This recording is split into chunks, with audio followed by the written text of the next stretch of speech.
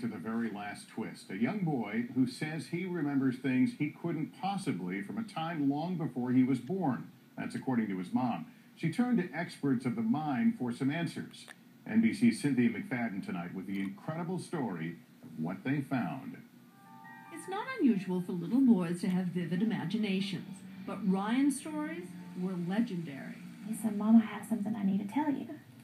I think I used to be somebody else." And he started just telling me these stories about how he had lived in Hollywood. His stories were so detailed. It just wasn't like a child that could have made it up. Ryan talked about dancing on Broadway, working for an agency, traveling the world, being married 5 times. He even said the street he lived on had the word rock in it.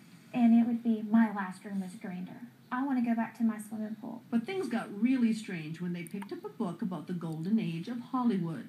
She turns to a page and I say, "That's me. That's who I was. That's me." Yeah. But the man in the picture wasn't even a major star, just an unnamed extra with no lines in an old Mae West film.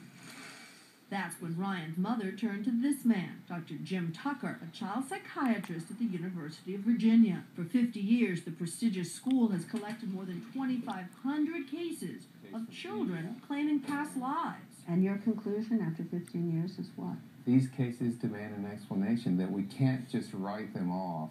He's written about them in his book, Return to Life. Had you ever given much thought to this whole idea of reincarnation? No, ma'am. I grew up in a Baptist church. You know, that's not something that we were taught to believe in. But with the help of a movie historian, the man Ryan pointed to in the picture was finally identified. His name, Marty Martin. And just like Ryan said, he was a former actor turned Hollywood agent who danced on Broadway, was married 5 times, and even lived on Roxbury Drive in Beverly Hills. In all, Dr. Tucker confirmed that 55 of the things Ryan said were true. Of course, a lot of people are going to say, come on, this is the parent or somebody else feeding them information. I mean, it's just inconceivable that the parents, for some reason, had done all that. This information wasn't on the internet.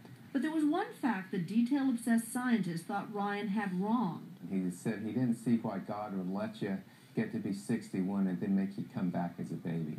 That looked like just an incorrect statement. That's because Martin's death certificate says he was 59 when he died. Since then, I've gotten information that the death certificate was actually incorrect, which would have made Martin 61 when he died. Ryan was right all along. Are you glad you've had this experience? Yes, I am. A chance, he says, to live his own wonderful life. Cynthia McFadden, NBC News, Tulsa, Oklahoma.